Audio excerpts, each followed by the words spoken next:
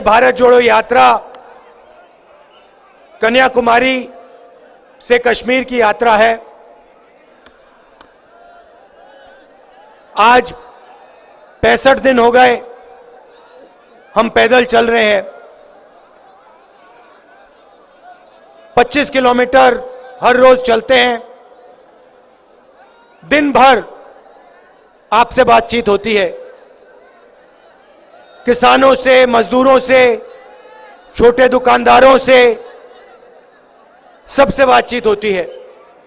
6-7 घंटे हम चलते हैं, 6-7 घंटे हम आपकी बात सुनते हैं और अंत में शाम को 15 मिनट, जैसे आज मैं कर रहा हूं, हम अपनी बात रखते हैं।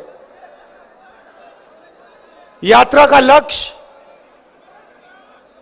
जो बीजेपी के लोगों ने, आरएसएस के लोगों ने हिंदुस्तान में नफरत, हिंसा और डर फैला रखा है, उसके खिलाफ आवाज उठाना, उसके खिलाफ खड़ा होना है। भाइयों और बहनों, इन सड़कों पे मुझसे हजारों युवा मिले हैं और उन सब से मैं पूछता हूं, क्या पढ़ रहे हो? जवाब मिलता है, कोई कहता है यूनिवर्सिटी में हूं, कोई कहता है स्कूल में हूं, कोई कहता है कॉलेज में। उसके बाद मैं पूछता हूं क्या करना चाहते हो? 5-6 जवाब मिलते हैं। इंजीनियरिंग करना चाहता हूं, डॉक्टर बनना चाहता हूं। कहां है वो बच्चा? इसको लाओ। ये देखो, नमस्ते करो, नमस्ते करो। नमस्ते। क्या क्या बनना चाहते हो? आर्मी। तो ये आर्मी, शाबाश, बैठ जाओ बेटा। ये आर्मी में देश की रक्षा करना चाहते हैं। तो हर युवा कोई ना कोई सपना देखता है और उस सपने को पूरा करने के लिए उसे रोजगार की जरूरत होती है। अब आर्मी की बात की, बाद में मैं आपको अग्निपथ के बारे में बताऊंगा, मगर हर युवा रोजगार चाहता है और इस हिंदुस्तान में, इस महाराष्ट्र में हमारे युवाओं को आज रोजगार नहीं मिल सकता। भाई और बहनों, ये मैंने सही बोला या गलत बोला? सुनाई नहीं दिया? सही बोला या गलत बोला?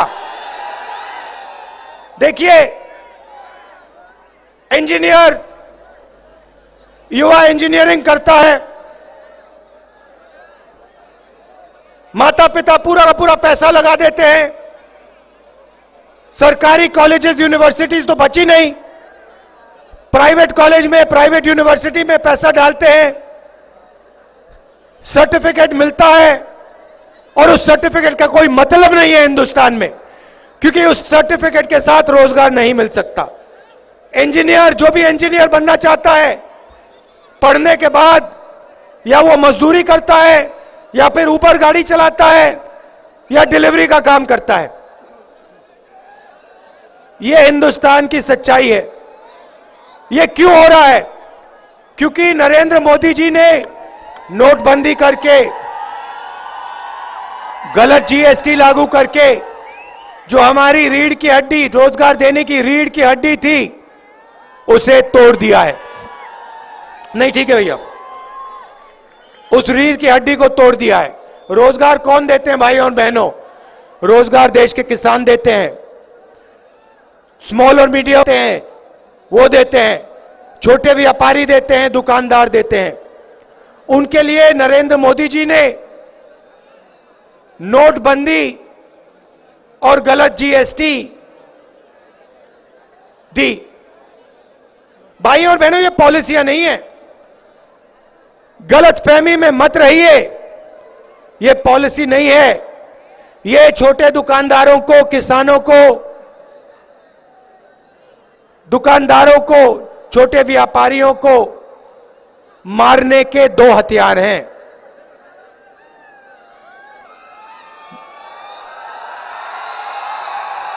इनको खत्म करने के दो हथियार हैं। नरेंद्र मोदी जी ने नोटबंदी करते हुए कहा था काला धन मिट जाएगा। अब देखो मिट गया, हो गया गायब? नहीं, मगर देश में लाखों छोटे बिजनेस, करोड़ों लोग बेरोजगार हो गए, लाखों छोटे बिजनेस बंद हो गए। नरेंद्र मोदी जी ने यह काम क्यों किया? क्योंकि वो पूरा का पूरा फायदा अपने 2-3 मित्र को दिलवाना चाहते हैं। नाम आप जानते हो, एयरपोर्ट, पोर्ट, सड़क, टेलीकॉम्स, इंफ्रास्ट्रक्चर, सारे के सारे बिजनेस इन्हीं 2-3 लोगों के हवाले कर दिए हैं। आपका स्कूल और कॉलेजेस को प्राइवेटाइज करके इनके हवाले कर दिया, अस्पतालों को प्राइवेटाइज करके इनके हवाले कर दिया। पहले पब्लिक सेक्टर हुआ करता था, BHEL कंपनी है, ये आपकी पूंजी है। हिंदुस्तान की रेलवेज है, ये आपकी पूंजी है, ये आपका धन है। ये सब नरेंद्र मोदी जी इन्हीं 2-3 लोगों के हवाले कर रहे हैं। तो ये भी रास्ता जो आपका था रोजगार का, ये भी बंद हो गया। फायदा सिर्फ 2-3 लोगों को। ये हिंदुस्तान की सच्चाई है। किसानों की बात करो, उनका कर्जा कभी माफ नहीं हो सकता। अरबपतियों का कर्जा माफ हो जाएगा, मगर किसानों का कर्जा माफ नहीं हो सकता। भाई और बहनों, मुझे एक बात समझा दो, मुझे एक बात समझ नहीं आई। अरबपति बैंक से पैसा लेता है, अरबपति बैंक से पैसा लेता है, वापस नहीं दे पाता, तो लोग कहते हैं नॉन परफॉर्मिंग एसेट है। भैया शांत हो जाओ 2 मिनट। लोग कहते हैं, सरकार के लोग, ब्यूरोक्रेसी के लोग कहते हैं नॉन परफॉर्मिंग एसेट है। मगर अगर किसान, अच्छा वो कर्जा लेते हैं लाखों करोड़ का, लाखों करोड़ का कर्जा वापस नहीं देते, माफ हो जाता है, उनके बारे में कहते हैं भैया ये तो नॉन परफॉर्मिंग एसेट है। मगर किसान 50,000 रुपए का लोन लेता है, लाख रुपए का लोन लेता है, उसको नॉन परफॉर्मिंग एसेट नहीं कहते, उसको कहते हैं ये डिफॉल्टर है। उसका घर ले जाते हैं, उसकी जमीन ले जाते हैं। तो आप मुझे यह समझाइए क्यों हो रहा है ये अन्याय, हमारे किसानों के साथ क्यों हो रहा है? यहां पे किसान हैंगे ना? मुझे बताओ, आपको जो भी आप उगाते हो उसका आपको सही रेट मिलता है? सुनाई नहीं दिया। सही रेट मिलता है, MSP मिलती है। आपका नरेंद्र मोदी जी ने कभी कर्जा माफ किया? यूपीए सरकार ने कर्जा माफ किया था? ये देखिए, आप सब जानते हो। तो यात्रा का लक्ष्य है, ये जो हिंसा फैला रहे हैं, डर फैला रहे हैं, इसके खिलाफ खड़ा होना। और ये जो बेरोजगारी बढ़ती जा रही है, इसके खिलाफ खड़ा होना, इसके खिलाफ लड़ाई लड़ना। आखिरी सवाल, भाई और बहनों, यूपीए के समय गैस सिलेंडर का रेट क्या होता था? 400। उस टाइम हर भाषण में नरेंद्र मोदी जी कहते थे शर्म आनी चाहिए, 400 रुपए का गैस सिलेंडर हो गया। अच्छा भाई और बहनों, अब क्या रेट है? अब अपने भाषण में नरेंद्र मोदी शर्म की बात क्यों नहीं करते?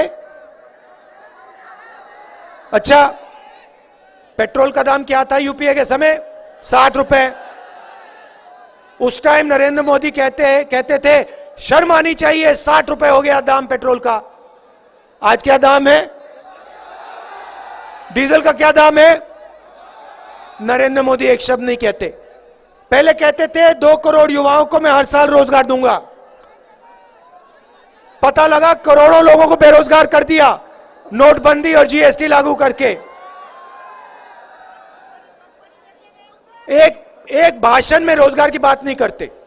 आप सुनो उनके भाषण, रोजगार शब्द नहीं सुनाई देगा, बेरोजगारी शब्द नहीं सुनाई देगा,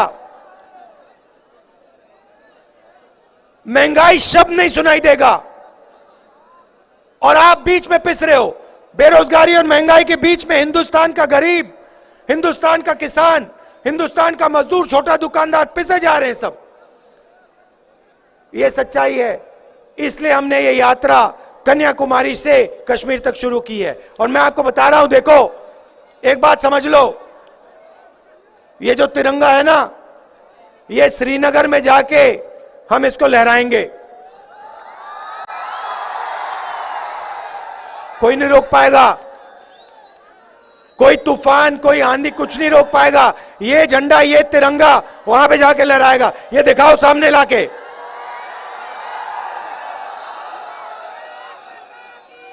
अब देखिए, अब आपने कहा भारत माता की जय, भारत माता की जय बोलो। अच्छा ये सब अच्छा भैया झंडे को आगे लाइए। ये देखिए, ये देश का झंडा है, इसको आप पहचानते हो? पहचानते हो ना? अब मुझे एक बात बताओ, अब सुनो, अगर देश को बांटा जाता है, दिनेश 2 मिनट ठहर जाओ, अगर देश को बांटा जाता है, देश में हिंसा फैलाई जाती है, देश में नफरत फैलाई जाती है, तो ये जो झंडा है, ये जो झंडे की सोच है, ये मजबूत होती है या कमजोर होती है? कमजोर। देश को बांटने से देश को फायदा नहीं होता है, देश को नुकसान होता है, 2-3 उद्योगपतियों को फायदा होता है। देश को जोड़ने से, देश में अहिंसा फैलाने से, देश में भाईचारा फैलाने से इस झंडे को फायदा होता है। तो ये लोग कहते हैं हम देशभक्त हैं। ये कौन से देश के देशभक्त हैं जो हिंदुस्तान को बांटे जा रहे हैं?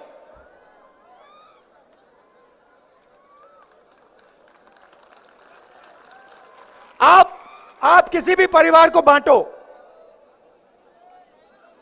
किसी भी परिवार को बांटो, भाई को भाई से लड़ा दो, परिवार का फायदा होता है या नुकसान? पिता को बेटे से लड़ा दो, फायदा होता है नुकसान? भाई को बहन से लड़ा दो, फायदा होता है या नुकसान? तो फिर देश को बांटने से फायदा कैसे होगा?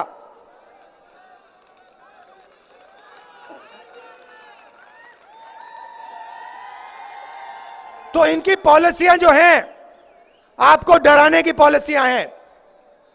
किसान को ये सही दाम नहीं देते, कर्जा माफ नहीं करते, एमएसपी नहीं दिलवाते, खाद के दाम बढ़ा देते हैं, जीएसटी लागू कर देते क्योंकि आपको डराना चाहते हैं। नोटबंदी करते हैं, जीएसटी लागू करते हैं क्योंकि वो छोटे व्यापारियों को, स्मॉल मीडियम बिजनेस वालों को डराना चाहते हैं। कोरोना के समय इन्होंने हिंदुस्तान के सब मजदूरों को बर्बाद कर दिया और पैदल चलवाया, उनके दिल में डर पैदा करवाया। ये डर इसलिए पैदा करवाते हैं क्योंकि वो आपके डर को नफरत में बदलना चाहते हैं, आपके डर को हिंसा में बदलना चाहते हैं। और ये देश अहिंसा का देश है, ये देश प्यार का देश है, ये देश भाईचारे का देश है, ये देश नफरत का है ही नहीं, कभी नहीं रहा है, कभी नहीं होगा।